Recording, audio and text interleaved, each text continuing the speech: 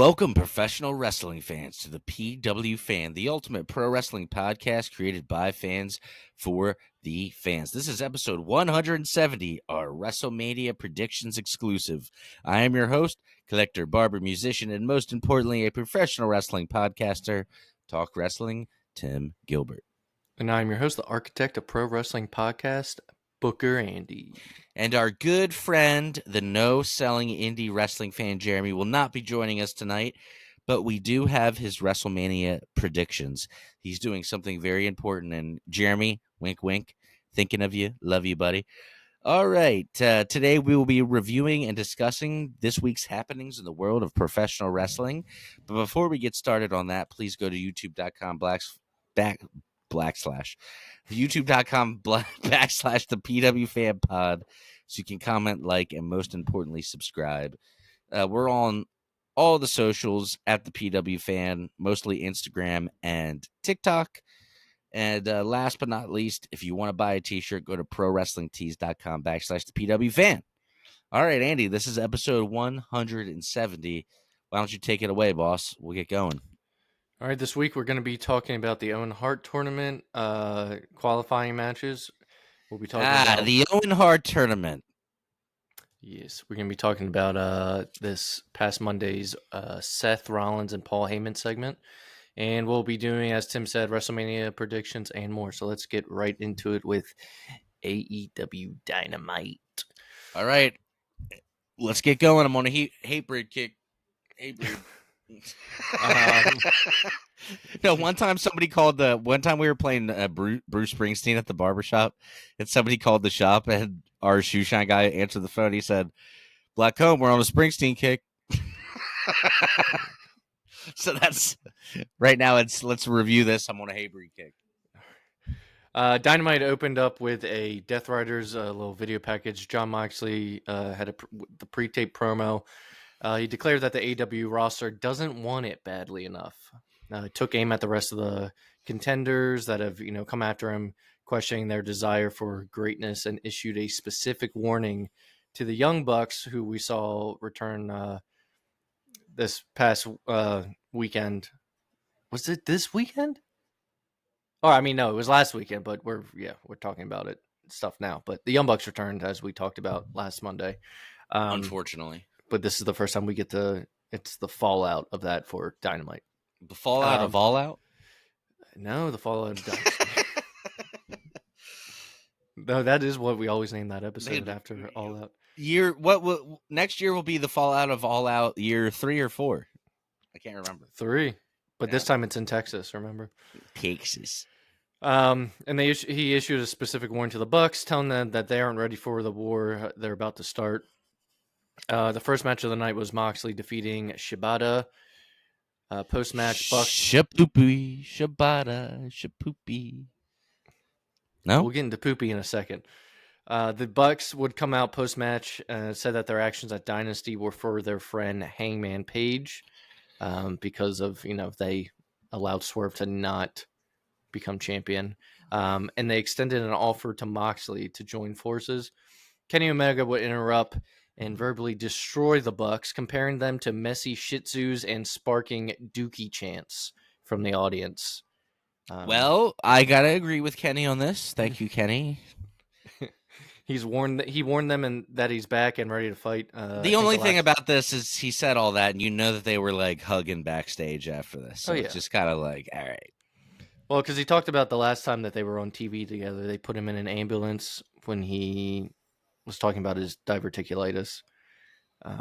So that's why he's back and he's ready to fight. What a fucking beast.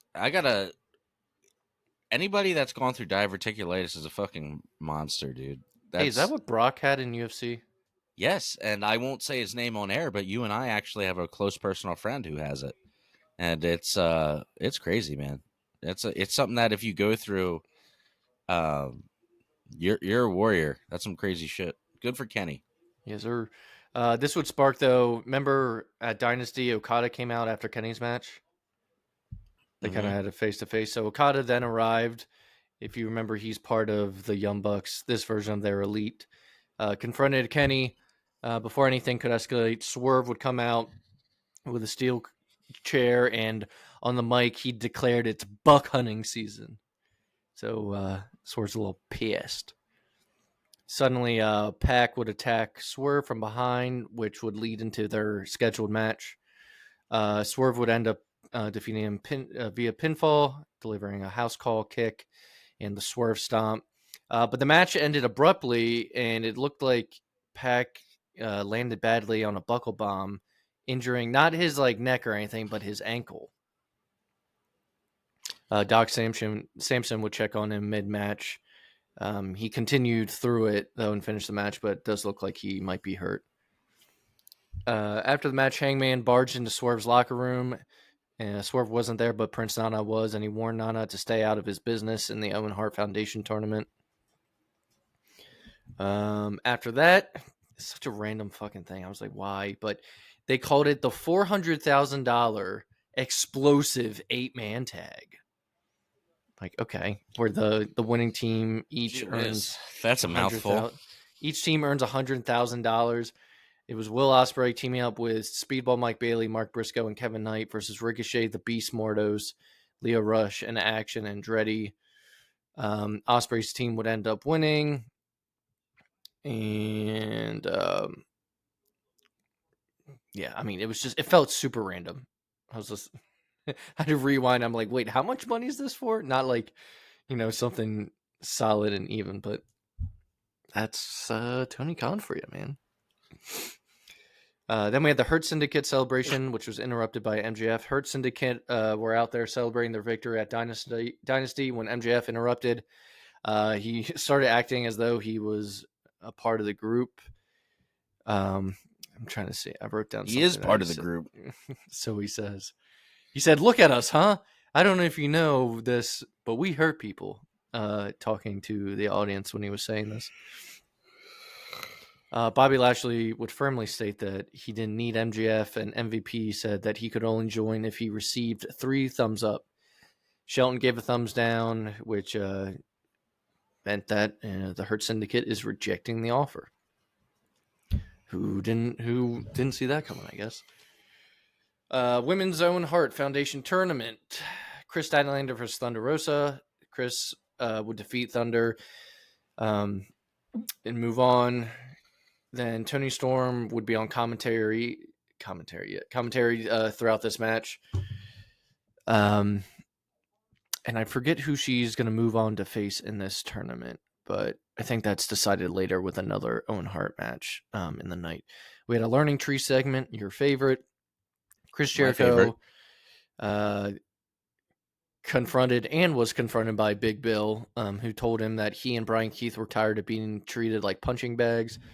Jericho would respond with his signature line, "I'm not mad, I'm just disappointed," before taking a bat and smashing the monitor in the ring and declaring he was leaving until they proved themselves. I think this was the way to write him off TV for a little bit. He's probably going on tour with Fozzy. Are you understanding me right now? That's honestly one of his most underrated. Remember we saw him do that for he did it 4 weeks in WWE, and I just didn't get over, so he stopped doing it. But he's like, "Do you understand what I'm saying to you right now?" That was a good one. Was this before the list? Yeah. He was trying something out, and it wasn't really working, but I liked it. I was a fan. I remember when he was doing it. Yeah. So Jericho would be shown leaving the building. He exited it, got into a SUV, and it sped off. So who knows when we'll see him again. The main event, this was interesting. The Ops, which is Hook and Samojo, they faced Claudio Castagnoli and Wheeler. Shit, bro, Yuta. my boy got Ops. Fuck. That's what they're called, man. Shit, dude, he's about to take out the Ops, dude. What's notable during this match, though, is Hook vomited mid-match. Yeah, this was weird. People thought it was coming from a concussion. I'm pretty sure it wasn't. It might have been from the gut shot, but he tried to hide it. It was weird. I just saw before it was kind of known that it wasn't a concussion. Someone posted someone eventually is gonna die in the ring in AEW. Let's just hang on. As critical as we are, shit happens. Punk shit his pants in the ring. That's what people were saying. Too. Matt Hardy threw up multiple times in WWF.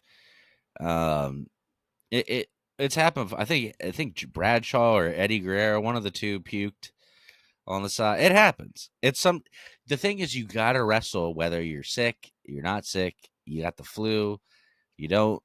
So Dude, maybe he ate right before. I don't know. but if you're in the ring and you ain't feeling good and you puke, I mean, you puke. I don't think it's that big of a deal, and it is what it is. It's just something like that hasn't been seen in a while. I can't remember the last time. Well, yeah, and the cameras didn't do a very good job of hiding it. But the other thing is too, like, he could have puked from being blown up. When people get their, when you run too much, you throw up from your cardio and all that. I mean, who knows? Who knows?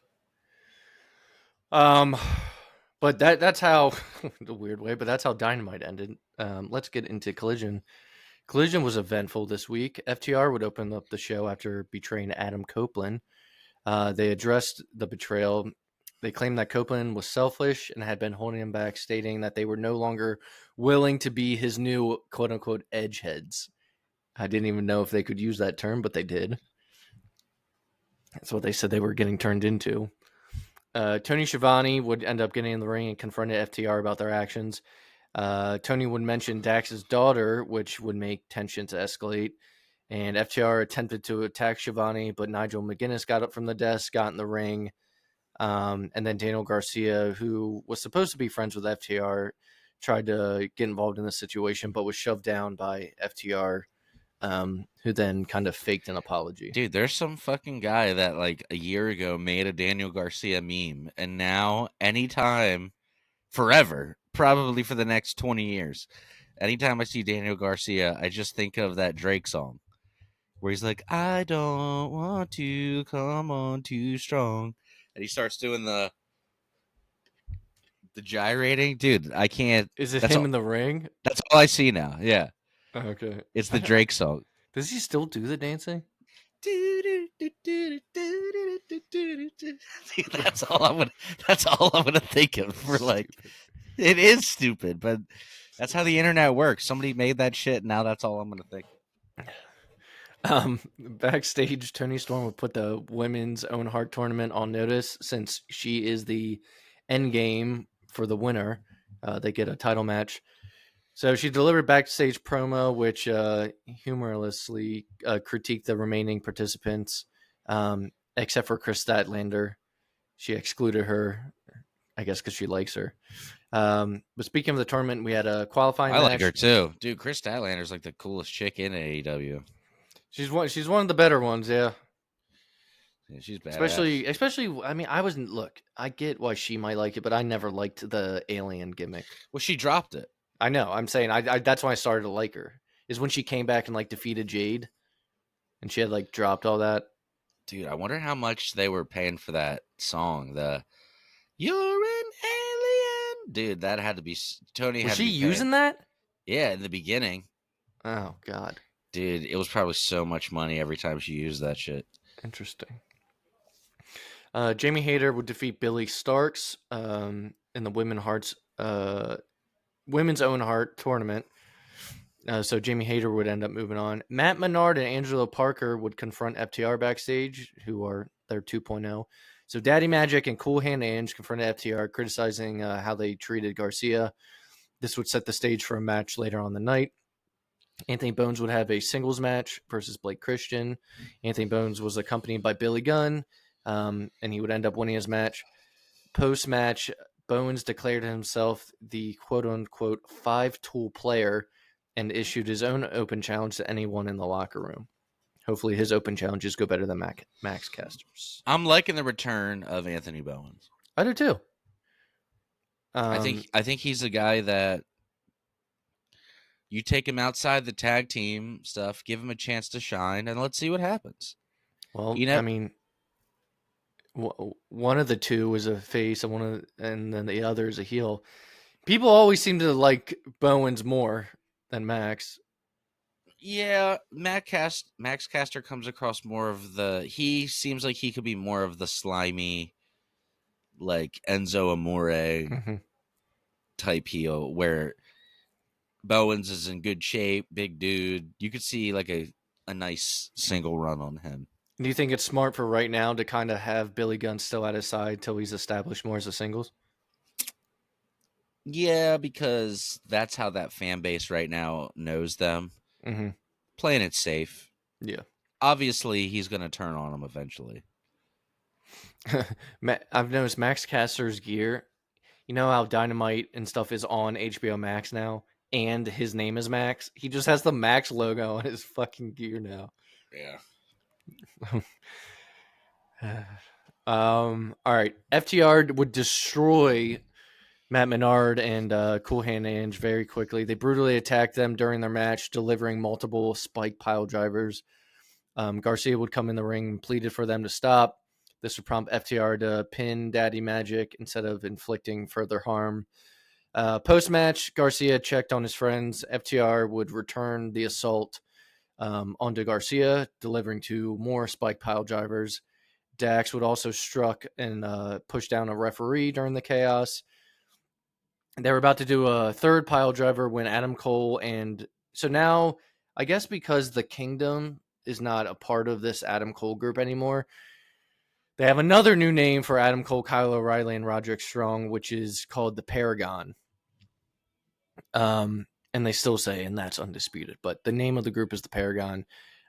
So this group would intervene, causing the FTR to retreat, and FTR basically saying that they'll regret doing this. I got a question for you. Mm-hmm. Malachi Black coming back, becoming Aleister Black. Is Adam Cole going to come home in a few years? Look, he's not with Britt Baker anymore. That was probably one of the reasons why he went before. Trips is in charge. There's no Vince making him Keith Lee's manager. Come home.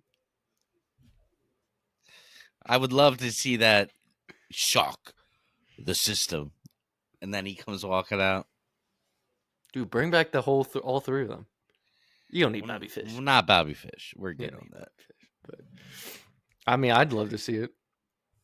Shock For sure. the system.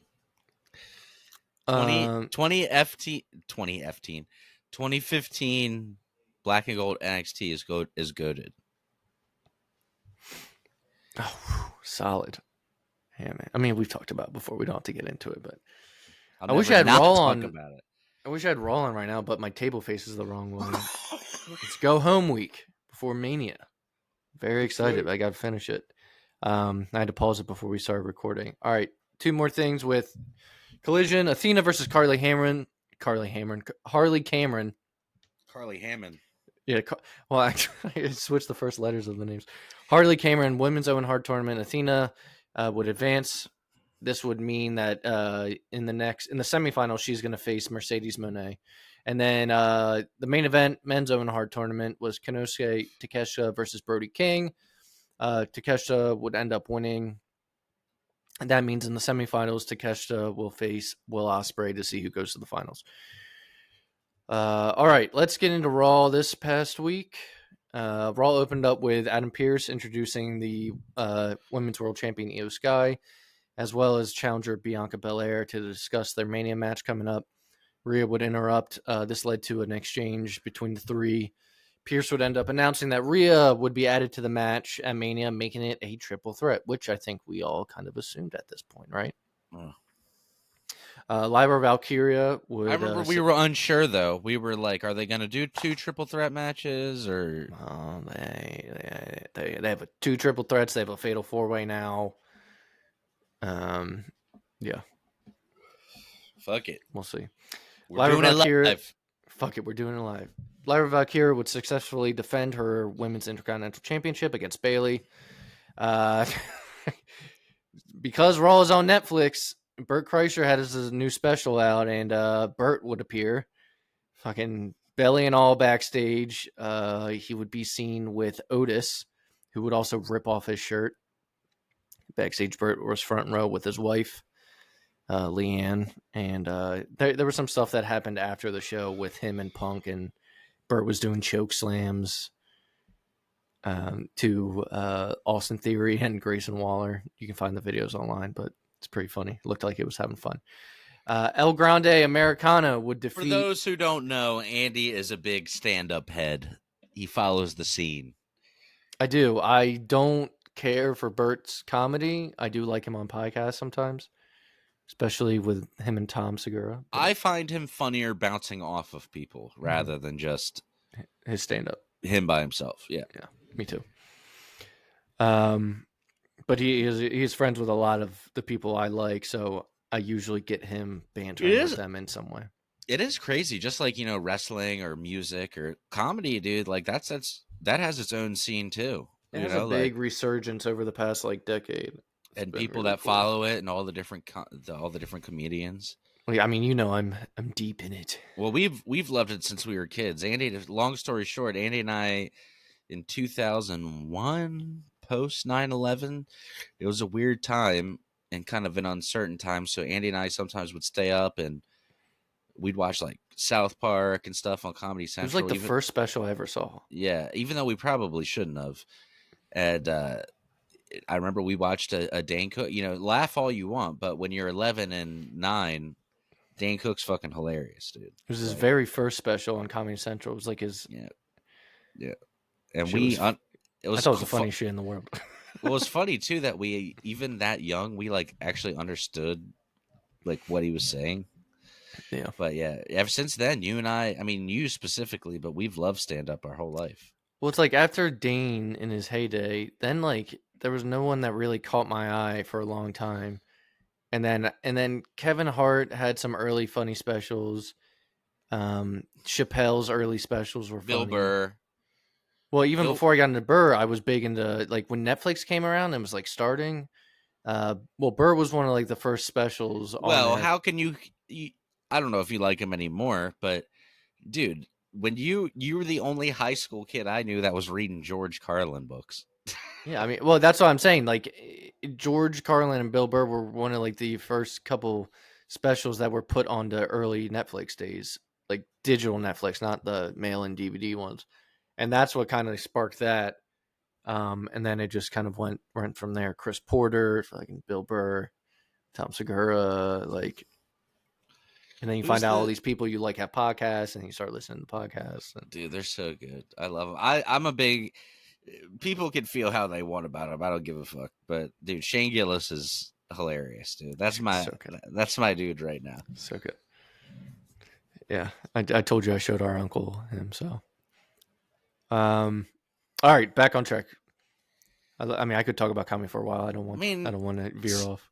Look, the world is burning in a terrible place. Go watch some stand-up comedy. Well, I'll tell you what. I mean, this is the second time Netflix has had a comedian on with a new special. You're gonna see him more with the combined Raw and stuff with them. So I'm sure we'll mention another one as the time comes. I wouldn't be surprised if eventually Tom Segura shows up at a fucking event. I mean, wouldn't surprise you.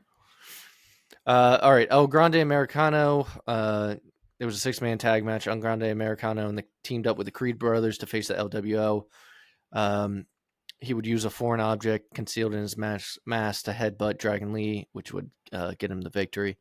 We had a Gunther and Jey Uso segment. This was like the first time one of their segments actually like made me more hyped for their match. So this is coming off of the week before where Gunther zip-tied Jey to the ropes as he beat Jimmy Uso to like a bloody mess and like put Jimmy's blood like all over his body during it. So Gunther would vow to not underestimate Jey Uso ahead of Mania. Jey would interrupt. He was more serious this time. He expressed his determination to win the title for his family. And this whole segment just was like a tense face-off between the two. And so it got me more excited for it than the build up until this point. We had the New Day defeating the War Raiders via DQ. Tony Hinchcliffe, who his new, again, another just promoting things. Another controversial comedian. But the reason why he was on there is because it's like a 2-hour episode of Kill Tony with some of the people we talked about. Like there's Shane Gillis dressed as Trump on there. Tom Segura pops up. Rogan's on there. I just want to put my 2 cents in on this because I'm sure we'll get to it. But The comment that he made that everybody was all mad about, where he said that was stiffer than Big E's neck. People were super upset about it. My thing, again, this is what this guy does. He does shock comedy. So if you think about it, that's actually extremely tame for what he normally says. Like if anybody's ever watched a full Kill Tony episode. You see So the Tom Brady roast with him? And he right. fucking went off. That's what I'm saying. So my thing with that is just don't have him. Like if it's that sensitive, you know he's going to say some out of pocket stuff. That's what he does. Well, even if you liked him, some people were like, he just wasn't good on commentary. And he's not, because he's not a wrestling commentator. Now, I will say he made those, whatever jokes he did. I honestly fast forward through the segment, so I don't know what he said until you just said that. I will say he is, though, a legitimate huge wrestling fan. No, he loves wrestling. Yeah. But people were like, yeah, he wasn't very good on commentary. It's like, no fucking shit. It would be like if me and you went on commentary, like randomly. I don't know anything about how to do that. And, you know, I've been like fighting with this because I was always like, this is eventually going to come up. I am such like pro comedy stuff. It's hard for me to be like censor what people say with it. And like, cause I know it's all jokes. So I'm sorry. I'm sorry. Like, dude, there's a lot of rough jokes, and a joke about somebody's neck breaking, honestly, is like pretty tame compared to some standards of like what is regular stand up now. Like, I can show you some fucked up shit, and that even I'm like, Jesus, you know. Yeah, some of these indie comics are gnarly, dude. Yeah. So legalize comedy. Just kidding. We don't. We don't want any part of that. We don't want it. Mike Myers on SNL. So when his face is all. Look, you're allowed to. I'm not saying enjoy his jokes. You're allowed to dislike him. Anyone's allowed to like him. It's dark humor for a reason. Some people enjoy it. Some people don't. So not Jeff Dunham, the other guy, the Australian guy, Jim Jeffries. What's that joke where he's like, it's almost as if I was joking. he's like, it's in my job description. You know, and I get both sides sometimes. It's just hard for me. No, look, dude, if there's a limit, right? Like you start busting out some like dropping some hard words that you shouldn't be saying, then it's like, okay, well, this just is, it's not funny. Now you're just doing it to like be like shocking. That's different.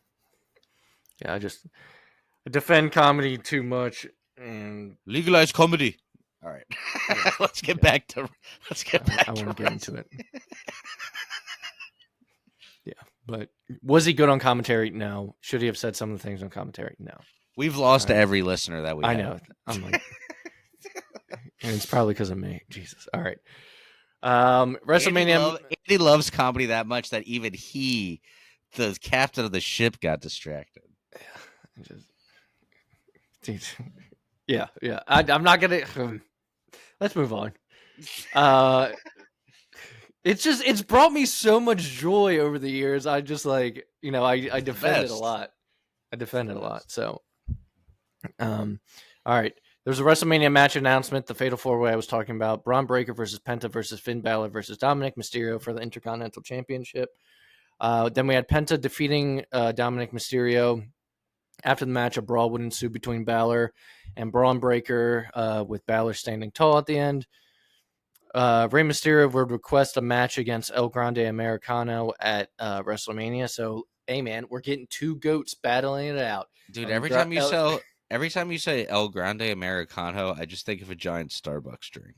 I know. Like, let me get a Grande Americano. I'm like, sick. Hell yeah, let's go.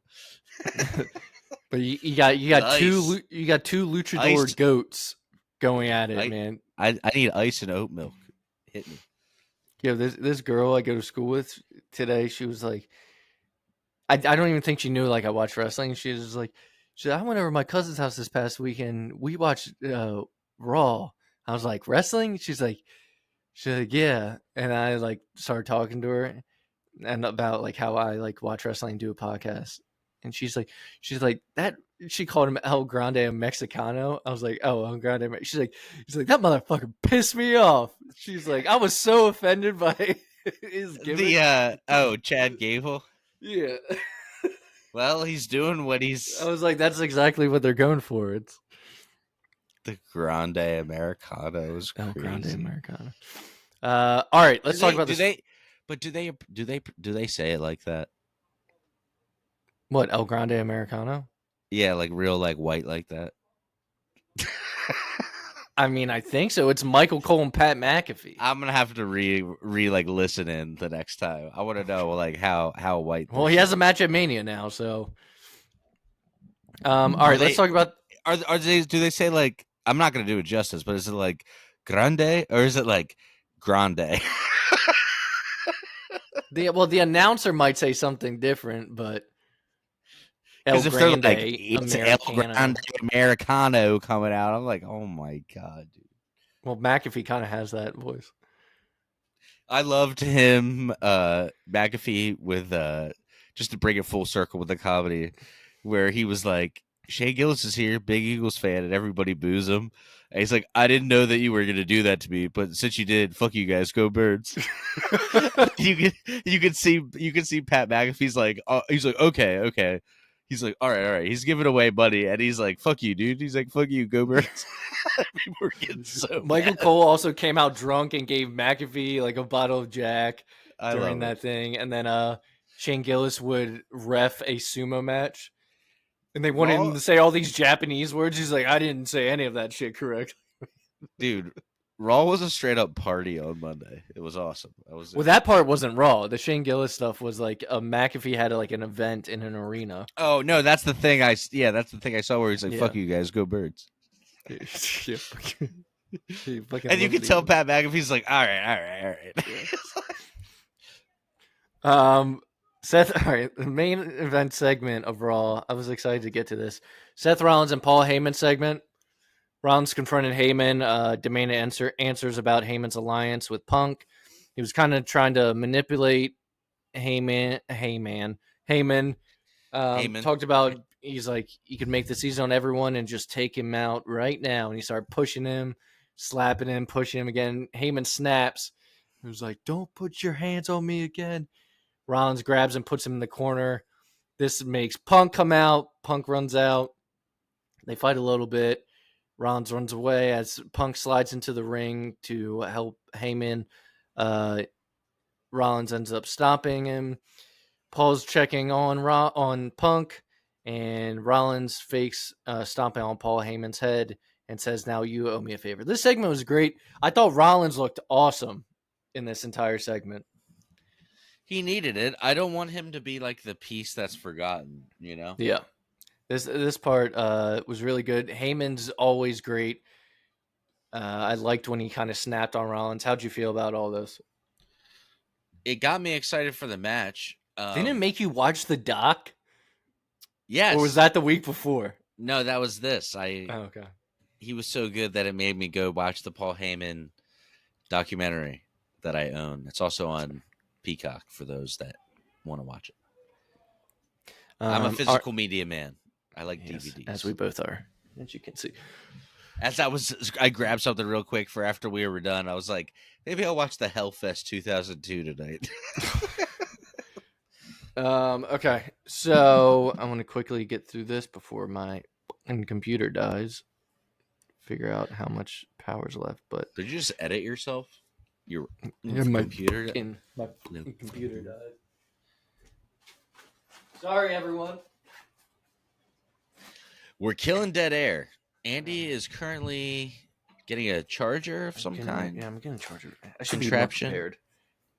You know, It's if you guys make us famous, I'll be more prepared all the time. This is all the time, full time. He's plugging. Wow, this is riveting. The airways. On SmackDown this week, Nick Aldis would open up the show. He would address the events from the week before when Randy had RKO'd him. Randy Orton would come out. He would assert that he had prepaid for such actions, which we talked about. last week when he paid double the fine for the last time. And he demanded a match at WrestleMania 41, which would mark his 20th appearance at Mania. Isn't that crazy? Yeah, it is crazy. Nick Aldis would emphasize the need for respect over money, which is what he cares about more. Randy would he would end up saying something like, "Don't make me go to Mickey James," Wow. and I was just which is thinking. the first time they've addressed that. I was just thinking. Maybe he was there the year before. I don't remember. I think he came out with like a cardboard cutout or something. But maybe that was Cena. But the first Mania I remember was Randy and Evolution against The Rock and Mick Foley at WrestleMania 20. I was debating when I found out the stat. I was like, was he at WrestleMania 19 or not? I don't think so.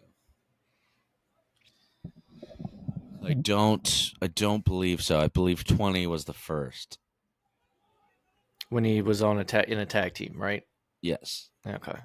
Handicap match, Evolution versus Rock and Sock. So that would be 20, and he missed. Did he miss WrestleMania 40 for his back? Was he there? We were there. I Well, don't remember. we're at WrestleMania 40. No, sorry, WrestleMania 39 when Cody lost to Roman. Yeah. I'm trying to because it's like which manias did he miss? Because now we're at 41. Yeah. Not sure. I'm gonna Google it. Which WrestleMania has Randy Orton missed? ChatGPT, don't let me down. Chat, riveting stuff here. Riveting. Jamie, look that up real quick. Let me ask you guys, while we're taking a second, have you ever tried DMT? Oh my god. What about WrestleMania 30? It's an outdated Joe Rogan joke. Now that he doesn't even talk about that shit anymore, he just talks about fucking. So that's the only one, dude. Since 20, I believe the only one he's missed is WrestleMania 39. Yeah. Oh, WrestleMania 39 and 32 due to injury. So is it his 19th WrestleMania? No, it's his 20. It's his 20th because you're counting 20. Show your whore mouth. Don't Oh, lie to right. me. Jesus. Comedy. Okay. Legalize it. All right. Continuing on. It's not cool. It's not cool.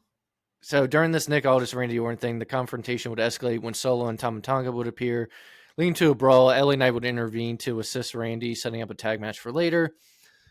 Women's tag team gauntlet match. 6 teams would compete against each other. Shayna Baszler and Zoe Stark, Natalia and Maxine Dupree, Kaden Carter and Katana Chance, B-Fab and Michin, and then finally Alba Fire and Piper Niven. Along with Bayley and Lyra Valkyria. Dude, the women's division for tag team is fucking a mess. Yeah. Feels kind of thrown together. Exactly. Well, the winners were Bayley and Lyra Valkyria, who just faced each other on Monday Night Raw, and now they get a match at Mania against Liv and Raquel. Why is your women's Intercontinental Champion not having a singles match at Mania, but instead is having a tag team championship match? I mean, I think the honest answer is... It's a way to put Lyra and Bayley on the card. Exactly. Trips is, whether it's Trips or whoever, someone's trying to figure out a way to get people but you that also don't he values and cares about on the big show. But you also don't have a match right now for the Women's United States Champion, Chelsea Green. Yeah, that's curious too, because dude, it's fucking crazy that Chelsea Green is such a good wrestler. They just don't let her. Well, my thing is why are you going to make these titles if you're not going to make them important enough? But for people that don't know, okay. Pardon me. For people that don't know, Chelsea Green and Penta had a crazy match in Lucha Underground. Man versus woman. Crazy. Amazing match. Worth looking up. It's just crazy that they just kind of make her this character that doesn't really do any of that. But I digress. Yeah, I guess we'll see if they make something for her before this weekend, because I don't know if there's a kickoff. I don't think there's a kickoff show. But I digress. Let's move forward. Damian Priest and Drew McIntyre segment. Damian Priest would make his entrance. He was ambushed by Drew from behind, who would viciously attack him, slam his head into the barricade. After officials would intervene, McIntyre would get on the mic, address the crowd, revealing that he's medically cleared and ready for. So their match now is because it's in Vegas, a Sin City street fight. Yep. Priest would end up returning, which led to another brawl between the two. Then we had Rey Fenix's second match in WWE. Really, really good match. It was Rey Fenix versus Humberto Carrillo from Legado del Fantasma. It was a really good pairing, man. A very good match. In which Rey would, of course, end up winning. We had Roxanne Perez and Tiffany Stratton backstage. Roxanne was seen outside of Nick Aldis's office when Tiffany approached. This would lead to a tense exchange, and a match was set for the two later on in the evening. I don't know if you got a chance to see this. There was a really cool Paul Heyman and CM Punk video package, which highlighted the ongoing saga between the two, and it built, anticipation for their upcoming story stuff leading into Mania. Yeah, I saw it. That was pretty cool. Another Aleister Black vignette, dark vignette. Oh man, that's ever truly good. Which would continue to build the intrigue around his imminent return. Speaking of Chelsea Green faced Zelina Vega in a singles match. Match concluded via countout very shortly, in which Vega would end up winning. This was not planned. It was one of those things where, it was just a miscommunication. Chelsea was outside the ring for too long, and the ref has to keep going. And she just didn't get back in the ring. She was arguing with the announcers, and next thing you know, it's 10. It's kind of like, they tell the refs, don't stop the pin if they don't move their arms up. It was one of those things. So it wasn't supposed to go down like this. It was supposed to go a couple minutes longer, but there was no heat on them backstage for it in the end, apparently. We had a video package from both Naomi and Jade. Naomi would call Jade a snake and express her desire for retribution at Mania. Jade would have her own video, which would help continue to build the feud. I'm excited for these two to go one-on-one. With a great one? Yes, with The Rock. Cody Rhodes would have a two on one handicap match. Yeah. The Rock just people elbows both of them. Rock bottoms them through the tables. Cody Rhodes with just the WWE Universe. This is a really cool segment in which they had all the different championships for WWE throughout the years. He would say a little bit. He would kind of tease a little bit with each one. When he got to our favorite, he hinted at Eddie Guerrero. He would end with the spinner belt. And he talked about his commitment to defending. The point of this is he's defending the titles past, present, and future. This is all because John Cena says he's going to walk away with the title, right? John Cena. In a competitive match, Tiffany Stratton would defeat Roxanne Perez. Post-match, Charlotte Flair would launch a surprise attack on Stratton, throwing her into the barricade and ring post, which would continue to escalate this kind of real-life rivalry. But apparently backstage, they're going to lean into it, all this stuff, and use it. I think build more intrigue for this. It did, and they also did that brawl in the parking lot. Mm-hmm. That they showed, it was like a pre-tape thing, and they were supposed to have been fine. They addressed how the segment went off the rails. I don't know if you saw that, but they addressed it, and were things were said that shouldn't have been said, and for those of you that saw the original segment, it was weird. They blurred the lines a little bit, which was cool. Yeah. Then we had Randy Orton and LA Knight versus Solo Sikoa and Tama Tonga in the main event. She said, "Why is Ellsworth in my DMs?" Oh my God, that's not what she said. Randy Orton and LA Knight would secure the victory. after winning, Jacob Fatu would come out and attack Knight as Randy Orton was off fighting Tama Tonga, I believe. Sorry, Solo Sikoa.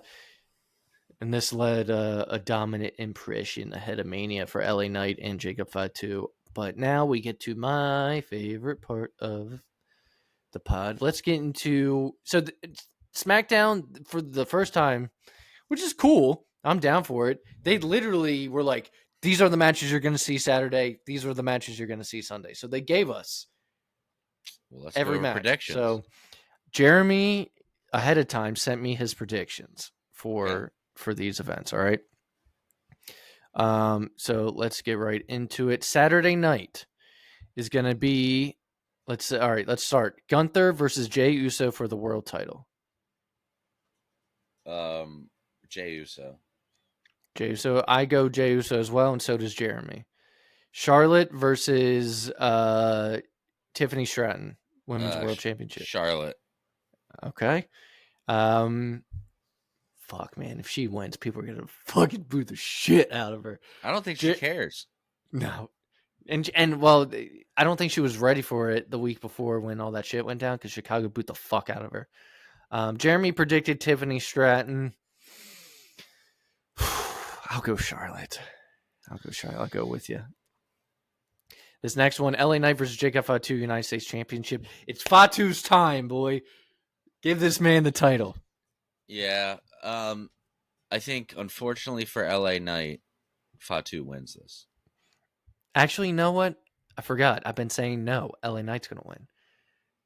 Jeremy predicted Fatu, and I say no because I say Solo turns on Jacob Fatu, costs him the title. Okay, Booker Andy. Let's see what happens. That's my Booker Andy prediction. I'm still going Solo, or not Solo. I'm still going Fatu, but I think that LA Knight needs this more. God, poor guy. He was supposed to be the man. He was this close. This close, you blew it. Dude, well, you said before, he rose up during a time when you had Roman and fucking other... That match should have never have happened. Yeah. I knew it the night that it happened. The Roman... I mean, you get lost in the sauce with guys like Rollins and Punk and and Cody. Cena's back, like... dude, you know what? LA Knight was like, I was trying to make a hard-boiled... Or not a hard-boiled. I was trying to make a fried egg. I was trying to make over-hard with over-hard yolk. And he just wasn't all the way done yet. And you guys put him in that match with Roman, and he was a runny, dippy egg. He wasn't ready yet. He needed more time. You just let him cook. He needed to cook a little longer. Damn it. Okay, next we have dippy egg. That's what you did to my boy. You turned him into a dippy egg. Then we have two of the greatest luchadors of all time, El Grande Americano versus Rey Mysterio. Who do you got? Two of the greatest of all time. Two of the goats, man. In a weird way, I think I'm going to go Grande Americano. Are you? Jeremy has Rey. I'll go Rey, and I just think by the end of the match, Chad's mask will come off, and it'll be revealed officially that it's Chad. Clearly. All right, Naomi versus Jade. Jade. Jeremy has Jade as well. The War Raiders versus the New Day for the tag titles. I say heel New Day wins it. Yeah, I don't see them losing yet. Jeremy has New Day as well. And then this is where it gets interesting. All right, Punk, Rollins, and Roman. There's a difference of who you want and who you think. Rollins. So did Jeremy, and so do I. And I think Heyman lines himself. I'm just happy Punk's in the main event. It's not about him winning. I'm just glad he's there. I think for the storyline, Punk, he's good. You can do anything to Punk, really. People are still going to chant him. Roman's the tribal chief. It's all good. Like, no matter what, he's still the tribal chief. Rollins needs a good win. So one, Jeremy said, he said Rollins is due after last year's Mania. Yeah. And two, even Bubba Ray was talking about this on his pod. Not that I listen, but I see clips. He was basically saying, who benefits more from this? Punk doesn't need. He doesn't need to win. He just wants to be in the main No, but event. he doesn't need someone by his side like Heyman. Roman doesn't need someone by his side Anymore. That character's established. Punk is Punk. Rollins is like established, but Heyman could take him to the next. Everyone that Heyman gets paired with gets escalated. Except for Curtis Axel. But but the thing is hopeless from the beginning. The only thing that makes me wonder is just from throughout history, the last 10 years at least, every time this question has brought up, basically Heyman has said if it's not Roman, Brock, or Punk, he's not interested. So I'm wondering if they did convince him to do this. I mean, I feel like I'm pretty sure like Rollins and Heyman are also close backstage. Yeah. It'll be interesting if they do it though. What would he be called though? We got the best friend, the advocate, the wise man. What the fuck does the advocate, the wise man, the architect, or does Brock just come out? Dude, that'd be crazy if Brock came out at Mania, just killed everyone. I'm not gonna lie, I wouldn't even be mad. I'd just be like, "Holy shit!" I'd be like, they pulled the trigger. So that's night one. That's a pretty good night one. Yeah. All right, let's wrap it up with night two. Logan Paul versus AJ Styles, man. AJ, please. Jeremy has AJ as well. What do you say? I'm going with AJ. Fuck Logan Paul. He doesn't need it. Doesn't matter. You're not even a real wrestler. Just go away. Just go away, damn it. All right, this will be a fun one. IC title: Braun Breaker, Penta, Dom, and Balor. Braun. Jeremy has Balor. I'm going Braun. You're going Braun? Dude, those spears and shit he's been doing, I'm going Braun. I want Balor to win. I want this to be the year of Balor, but I'm going Penta.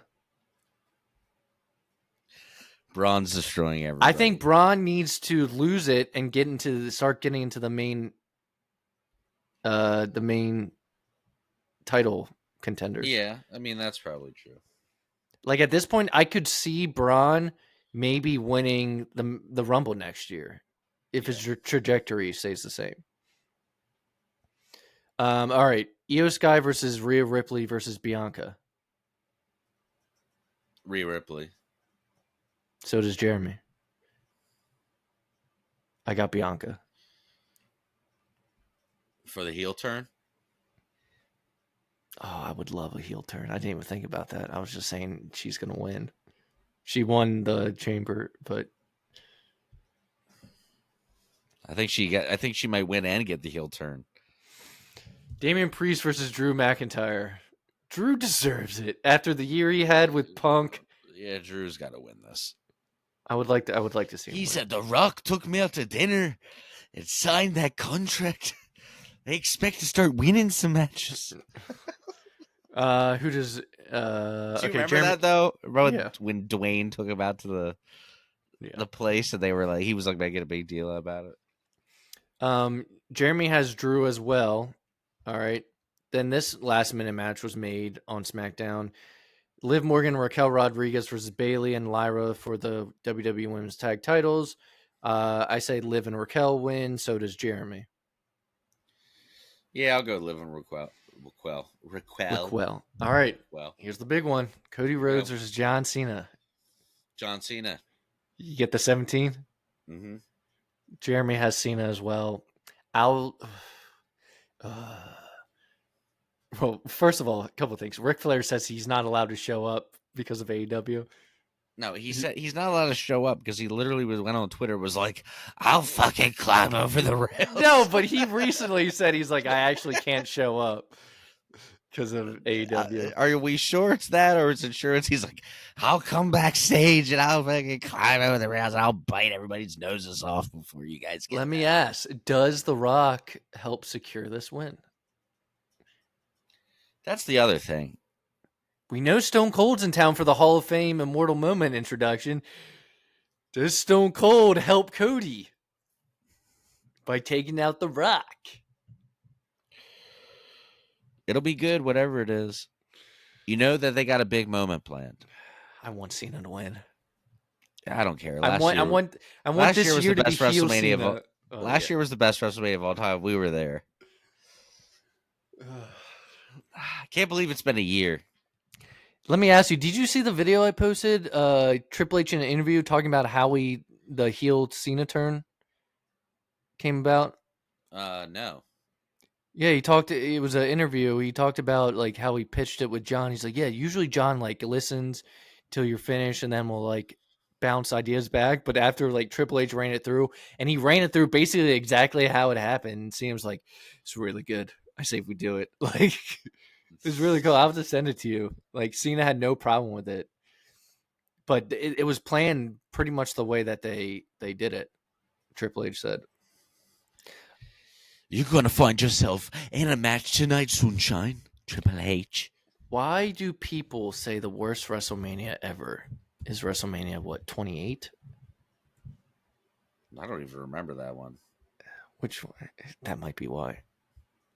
Let me see. Is this the one with You know, let's make this the classic show of the week, the worst WrestleMania ever. or is Pick it 27? Find the worst and read the card. That's how we'll close this bitch out. Worst and then go watch WrestleMania. and then go watch WrestleMania 41 this weekend. I know people think the one with like Jerry Lawler versus Michael Cole is abysmal. Horrible. Um Is that the same one that had Triple H and Taker and Hell in a Cell though? Because that match was sick. I know. Yeah, it's hard to pick the worst. Ask ChatGPT. What did they have the very worst? The worst. People don't like 34. Or read the card. But no, I think it's actually 27. WrestleMania. I think it's 27. Yeah, 27. People fucking hate. Dude. Read the card. Read the card. Sheamus versus Daniel Bryan in lumberjack match for the United States Championship. Great Khali wins the 23-man battle royal. Yeah, this is rough so far. Edge versus Alberto Del Rio. Cody Rhodes versus Rey Mysterio. Big Show, Kane, Kofi, and Santino Marella versus Ezekiel Jackson, Heath Slater, Justin Gabriel, and Wade Barrett. Oh, God. Randy versus Punk. That's a good match. Michael Cole versus Jerry Lawler. Horrible. Undertaker versus Triple H. No holds barred. Very good. John Morrison, Snooki, and Trish versus Dolph. Horrible. And Dolph and Lay Cool. And then the main event is Miz versus Cena. That's a bad Mania, dude. Yeah, and The Rock was the special guest host. Miz gets knocked out during the match and doesn't remember like the rest of it. I remember leaving Devin and Kyle's that night after we watched it and being like, it feels like The Miz was in the match, but he also was like the least important part of the match. Because The Rock was really the host, and they were building till the following year. People also don't like 34. Let's go over that card just for shits and giggles, and then we'll close it out. The Andre the Giant Memorial Battle Royal, where Matt Hardy won. Cedric Alexander versus Mustafa Ali for the Cruiserweight Championship. Naomi wins the Women's Battle Royal. Seth versus Miz versus Finn. Were you back at this point or not yet? Yeah. Okay. Charlotte versus Asuka. Jinder versus Randy versus Bobby Roode versus Rusev. Kurt Angle and Ronda teaming against Stephanie and Triple H. Dude, never talk shit about Jinder again, because apparently that article that kid said he died and God was wearing a Jinder Mahal shirt. The Bludgeon It'll Brothers hinder him. versus the Usos versus the New Day. Undertaker versus Cena in like a 2-minute and 45-second match. Yeah, that was horrible. Daniel Bryan and Shane McMahon versus Kevin Owens and Sami Zayn. Nia Jax versus Alexa Bliss. This is the match that should have been good and it went on too long. AJ versus Shinsuke. Braun Strowman and the little kid Nicholas versus Cesaro and Sheamus. And then typical Brock Lesnar versus Roman Reigns. And this is the one where he picked up the ring at the end with the... No, that was at a SummerSlam. They fought too many times, man. Yeah, they had a lot of matches. Well, go watch one of those 2 bad WrestleManias. And watch WrestleMania this weekend so that you can hear us talk about it. We will be back. New episode drops Tuesdays, like always. We will be back with our WrestleMania review. Everybody have a great week. Enjoy some wrestling. We hope you chuckled along with us for a little bit. Jeremy will hopefully be back with us next week. All right, guys. We will see you next time on the PW Fan. Goodbye, my friend. You have been the one. You have been